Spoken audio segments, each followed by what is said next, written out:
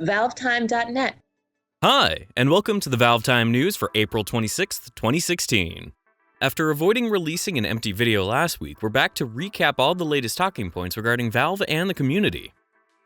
Despite tournaments for Counter-Strike Global Offensive slowing down the regularity of updates, this past week did see the arrival of the first patch for the game in almost a month.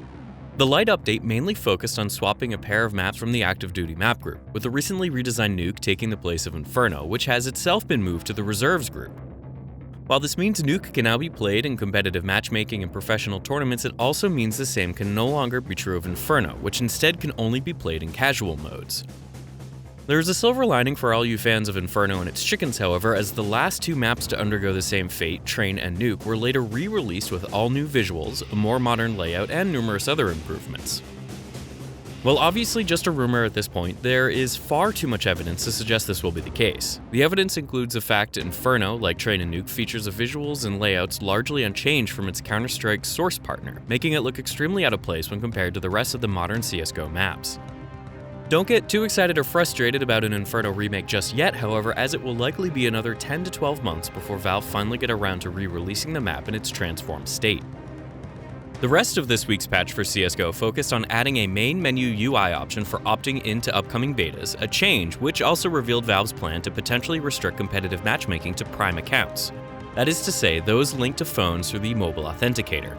While not live yet, the new beta option allows players to opt into the beta to prove their interest before the beta starts once enough interest is generated.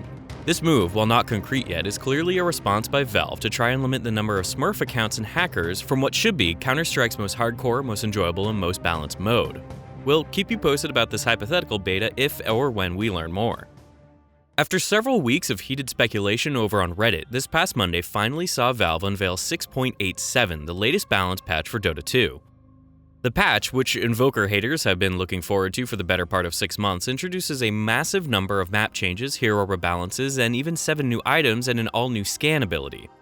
The scan ability, which is available on a team-wide 4.5-minute cooldown similar to the Glyph of Fortification, will highlight a 900-unit area of effect on the minimap and turn red if any enemy heroes are present during the duration, with the red icon not actually revealing how many heroes are present or where exactly they are. The 7 new items added with the update include the game's most expensive item, Bloodthorn, which is able to silence a target and guarantee critical hits. It was introduced alongside Echo Saber, which caused a hero to attack twice in quick succession after a passive 5-second cooldown, and Hurricane Pike, a new upgrade for Force Staff, which allows the user to repel themselves and an enemy hero away from each other. Cheaper items were also added, including Blightstone, which acts as a micro-desolator by removing 2 armor on attack, Windlace, which gives 20 movement speed, Tome of Knowledge, a rarely accessible item which gives an instant 525 experience points to the user, and Infused Raindrops, a new 5-charge consumable item capable of blocking several instances of 120 magical damage. As for specific hero changes, the most noteworthy discussions outside of the obvious Invoker and Outworld Devourer nerfs we referenced earlier are focused around Aghanim's Scepter, with the new possibilities it now opens up for Storm Spirit, Mirana, Oracle, Winter Wyvern, and Bloodseeker. Earthshaker, Gyrocopter, Skywrath Mage, and several others also had their Aghanim Scepters totally reworked to give new benefits, such as massively extended duration for Mystic Flare, an automated side gunner for Gyrocopter, and a jump for Enchant Totem. There's obviously a lot more fine details about this patch over on the official changelog, but we're not going to go any more in-depth here to avoid spending all day on the subject. 6.87 has since been released into the main Dota 2 client, so head on over to check it out when you have the time. Those of us who have been around for a few years will remember Steam's initial introduction of films and video footage back in 2014, around the time of Valve's own Dota 2 documentary free-to-play. Since then, the release of video content of any kind has slowed to a crawl and has been infrequent at the best of times. But that should hopefully change with a new announcement made only yesterday. Thanks to a new partnership with Valve and Lionsgate, over 100 feature films will be making their way onto the Steam store in the near future, hopefully firmly cementing the platform as a source for general entertainment and software, not just games. The press release distributed by Valve's Doug Lombardi references the Hunger Games, Twilight, Saw, and the Divergent series of films as a small number of the Lionsgate-owned franchises that will arrive on Steam in the near future, with more likely to follow as their partnership grows.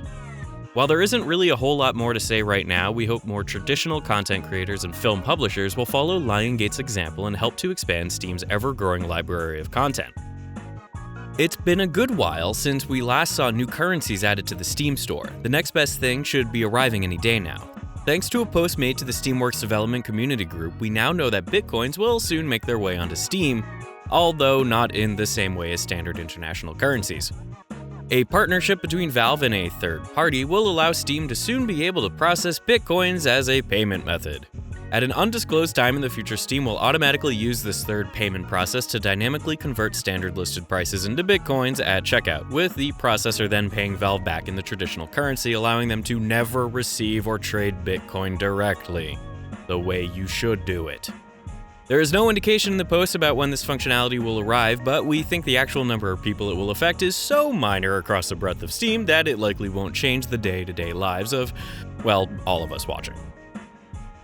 While Valve's content schedule was still weirdly quiet this past week, we did come across 3 very different videos, all of which are worth checking out for one reason or another. The first is Nerf Team Fortress, the latest live-action short by Corridor Digital. Despite missing the obvious chance to call the video Nerf Fortress 2, the fun and creative 4-minute video explores what it could be like to try and act out a payload match of TF2 exclusively with Nerf guns, water pistols, a shopping cart, and just a smidge of CGI. Next up is Meet the Course 2, the long-awaited sequel to Harry 101 UK's ridiculously popular Meet the Course video from 2012. Like the original video, the 20-minute short, if you can call it that, focuses on the lives and numerous hypothetical cores throughout the bowels of the Aperture Science facility, with this follow-up video taking the levels of quality and absurdity up to 11. Our final video for this week, while definitely less well put together, features something just as awesome. The video, uploaded by YouTube user Mike, focuses on some recent efforts to construct numerous papercraft scale models of enemies from the original Half-Life, while keeping their retro and distinctive blocky nature intact. While the sturdy laminated models would be interesting enough in themselves, the Gargantua, which stands as the focal point of the group, also features a motion-sensing circuit which switches on a red LED and plays sound effects on cue. As we said earlier, all 3 of these videos are exceptional for one reason or another and definitely deserve your time. And that media outpouring will bring us to the end of another week of Valve news. Don't forget to check out our older content, to visit our social media pages, and to join in with the conversations over on the ValveTime.net community forums. Thanks for watching, and bye for now.